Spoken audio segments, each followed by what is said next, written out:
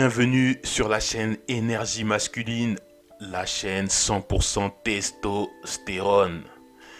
Bienvenue dans ce nouveau podcast ou cette nouvelle vidéo, c'est comme tu veux. Donc là, j'ai préparé un petit sujet et le sujet que j'ai envie d'aborder, c'est quelles sont les différentes formes de relations à entretenir avec une femme pour un homme. Donc dans cette vidéo, j'ai envie de parler des possibilités que tu as comme relation que tu peux entretenir avec une femme. Donc si tu sais pas, ma chaîne Énergie Masculine, c'est une chaîne que j'ai lancée parce que j'ai envie de parler d'éducation masculine. Et donc le but de cette chaîne, c'est de parler de réussite pour un homme, réussite financière, professionnelle.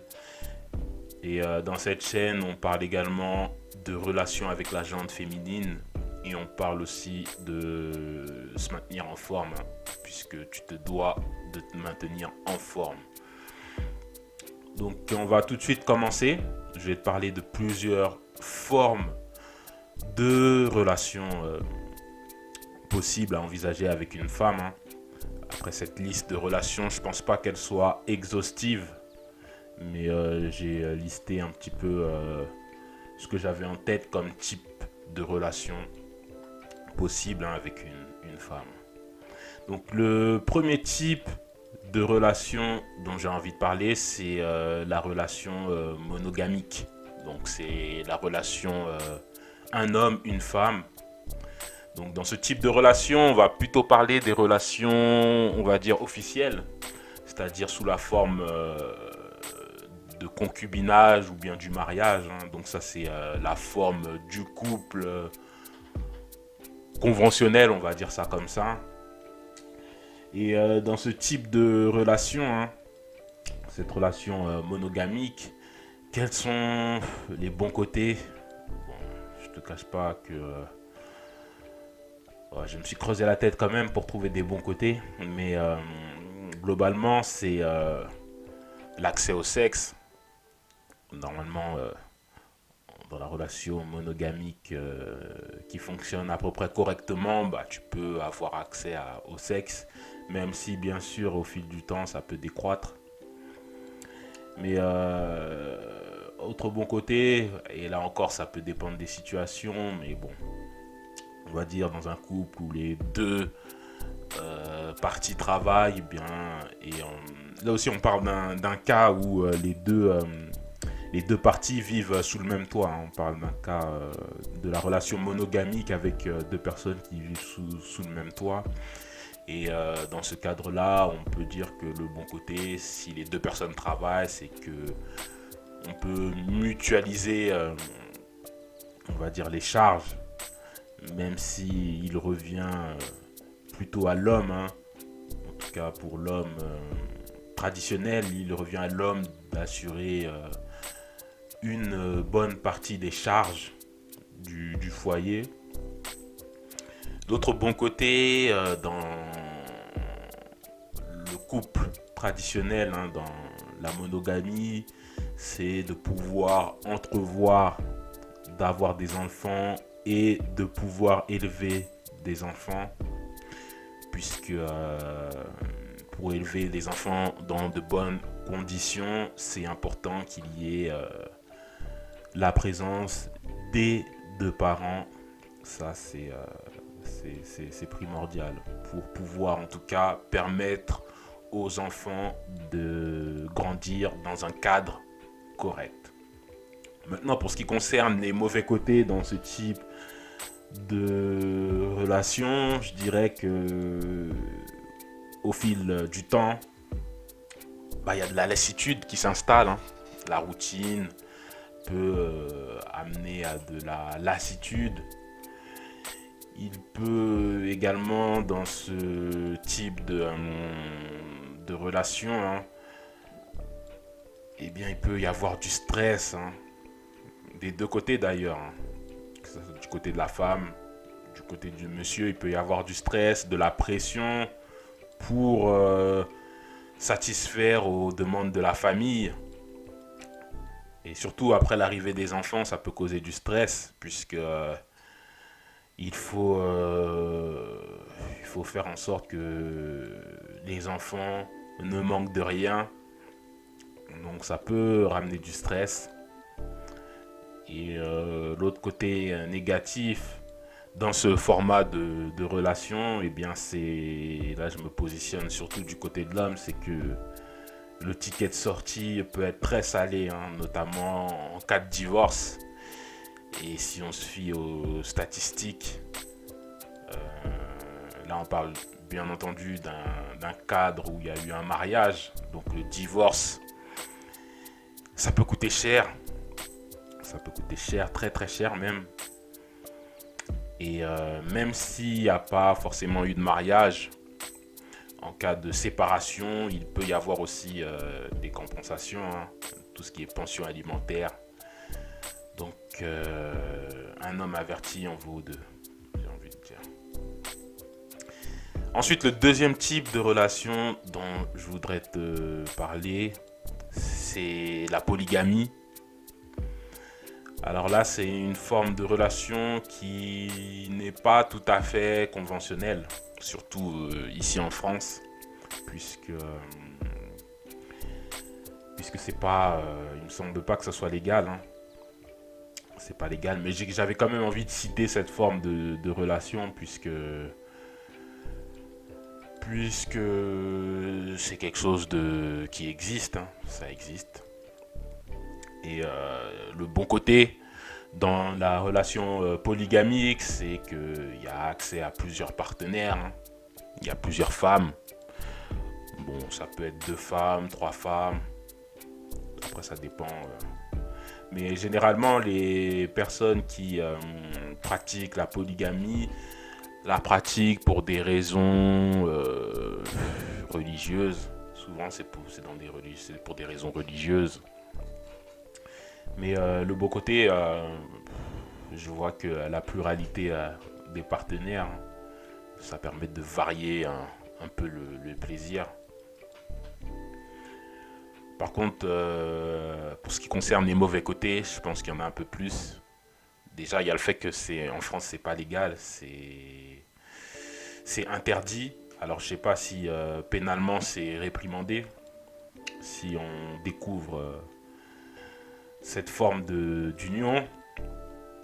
Mais moi aussi, pour en avoir connu, pour avoir vu enfin, pas directement dans mon cercle proche, mais par rapport à là où j'ai grandi, dans mon environnement, j'ai pu voir aussi des familles polygamiques.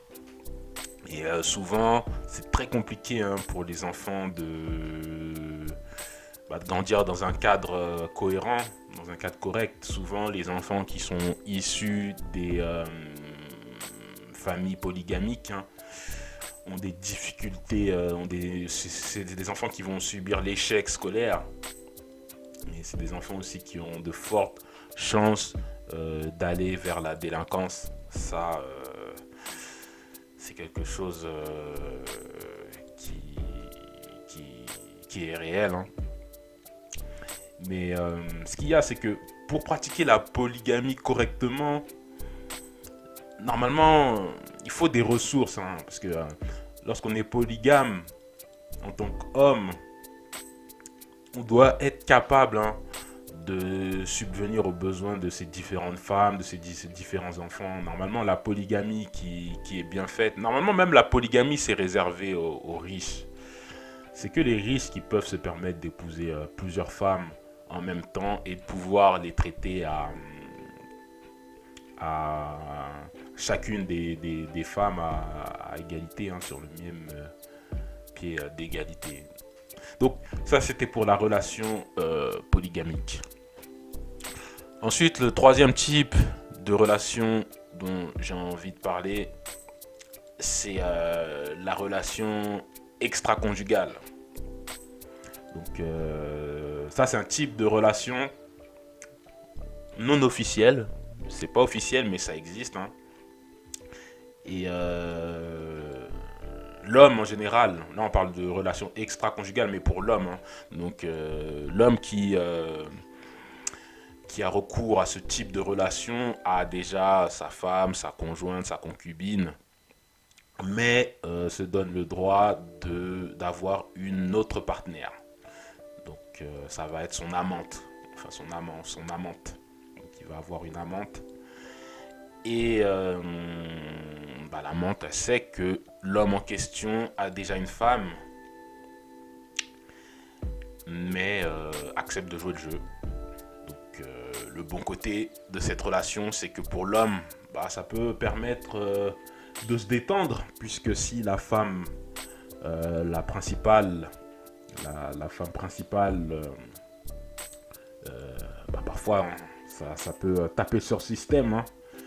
Et du coup, ça peut détendre d'avoir recours à d'avoir une maîtresse. Enfin, j'ai dit une amante, mais c'est plutôt une maîtresse.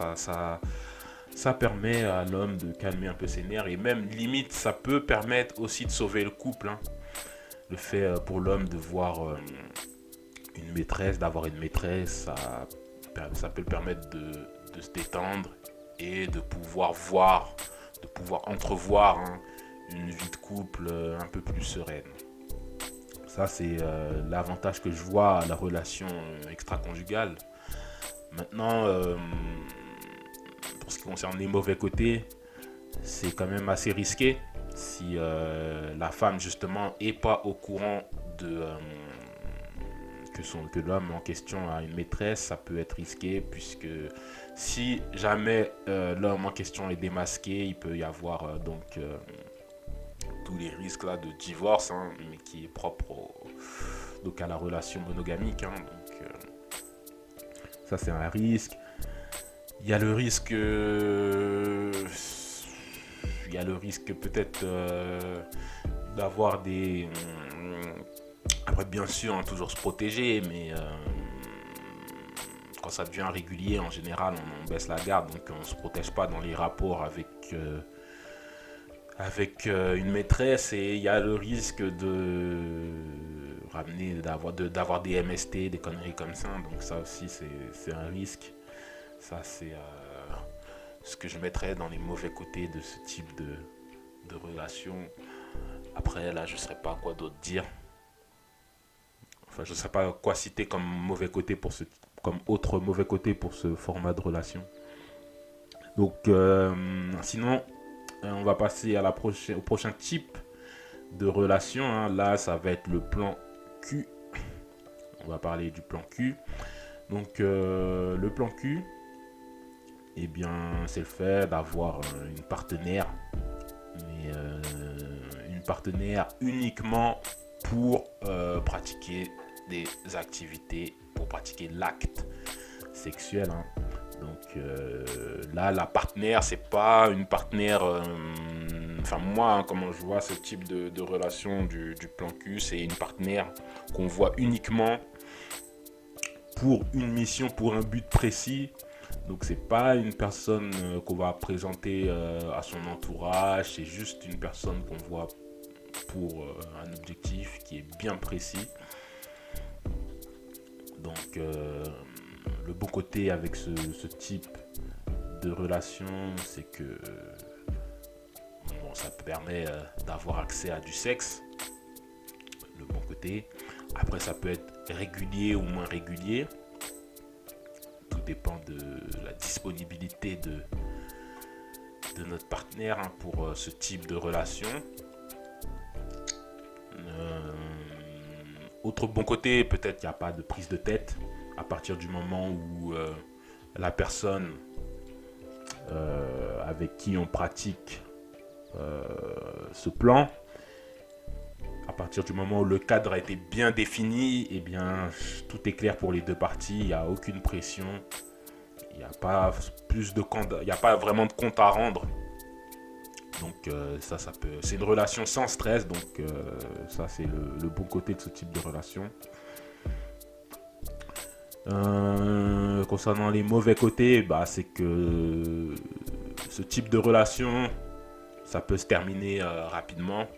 Ça peut durer 3-4 mois et puis après ça s'arrête. Donc ça peut même durer parfois plus longtemps, hein, le plan Q. Mais on n'est pas à l'abri que ce type de relation s'arrête brutalement, comme ça, du jour au lendemain. Et si on n'a pas une option derrière, ça peut être pénalisant. Après aussi, l'autre mauvais côté, c'est que là, il y a une dépendance. Hein. Il y a vraiment une dépendance. Parce que là, on parle d'un plan Q, mais exclusif, là, ce type de relation. C'est vraiment un plan exclusif. On a une partenaire dédiée juste pour ça. Et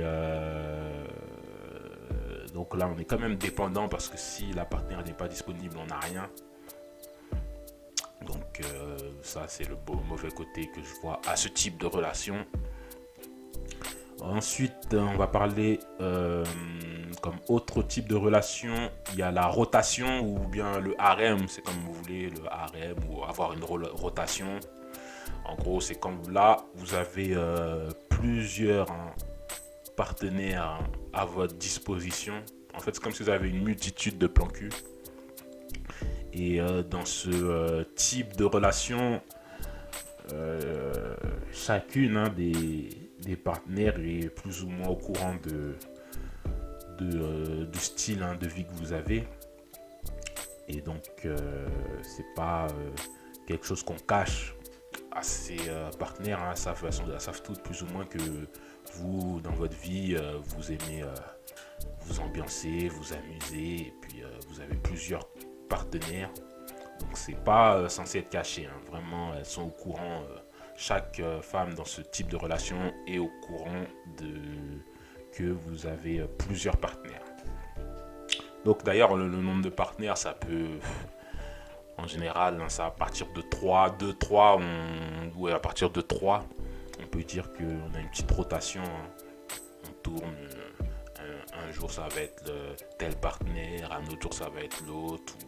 Vous pouvez alterner, si c'est plutôt les week-ends que vous voyez vos partenaires, vous alternez un week-end, ça sera elle, ou le premier jour du week-end, ça sera elle, le deuxième jour du week-end, ça sera une autre, et vous alternez comme ça, en fonction de celle qui est disponible ou non. Donc ça, c'est un autre type de relation, et donc le bon côté, c'est que vous avez de la variété. Hein. Tu peux avoir plusieurs styles. Si tu aimes bien varier un peu les plaisirs, tu peux avoir plusieurs styles de femmes. Hein.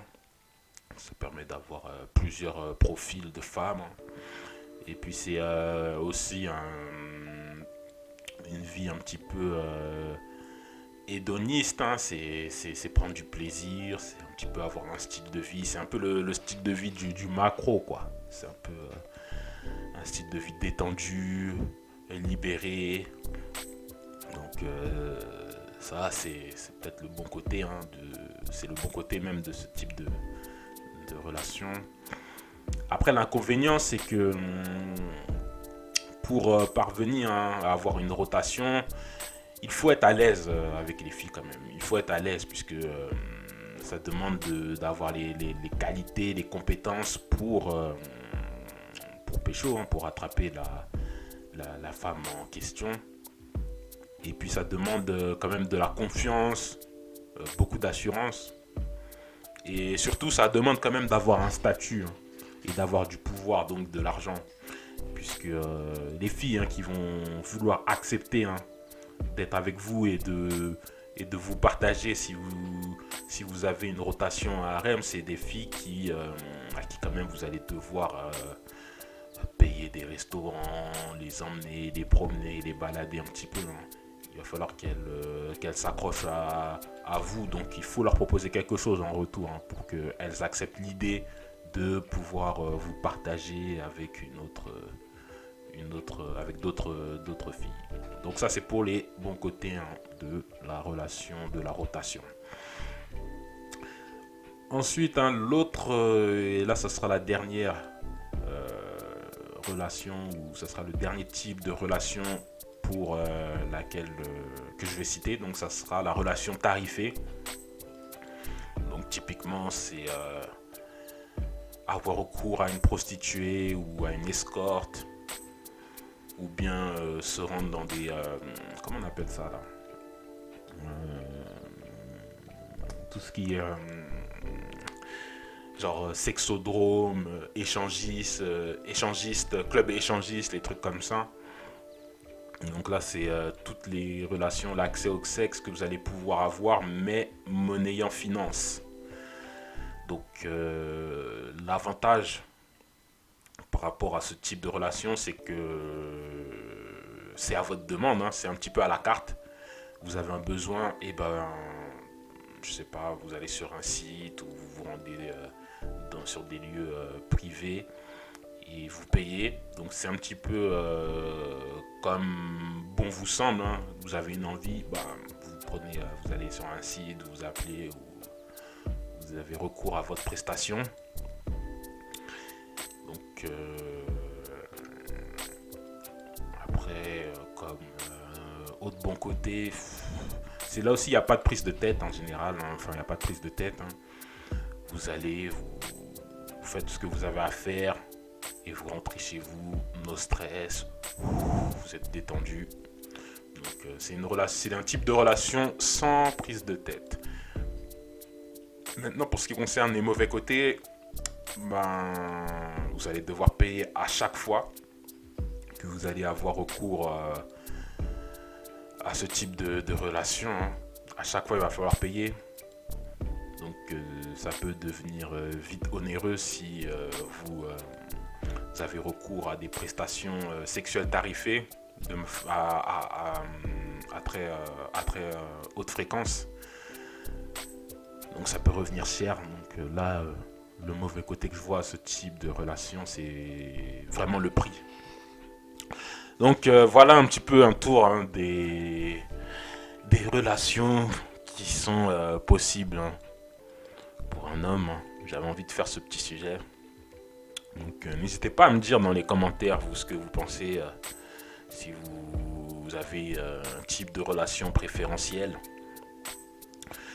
Si vous voyez d'autres formats de relations. Après là je vais pas développer dans cette vidéo, mais je voulais déjà parler de ce type de formation, puisque là avec la façon dont évolue, hein, la société avec la crise, hein, du couple traditionnel. En fait, ça marche de moins en moins. On le voit avec les taux de divorce. Je pense qu'on va de plus en plus évoluer vers des formes de relations, on va dire, non conventionnelles, hein. Je pense que la monogamie, ça va être de moins en moins la voie privilégiée, hein, pour les hommes. Et même peut-être même pour les femmes. Donc voilà un peu tous les sujets, le tour des relations qui sont envisageables avec les femmes pour un homme. Sur ce, ça sera tout là pour cette vidéo. Et on se dit à la prochaine pour une nouvelle vidéo. Ciao.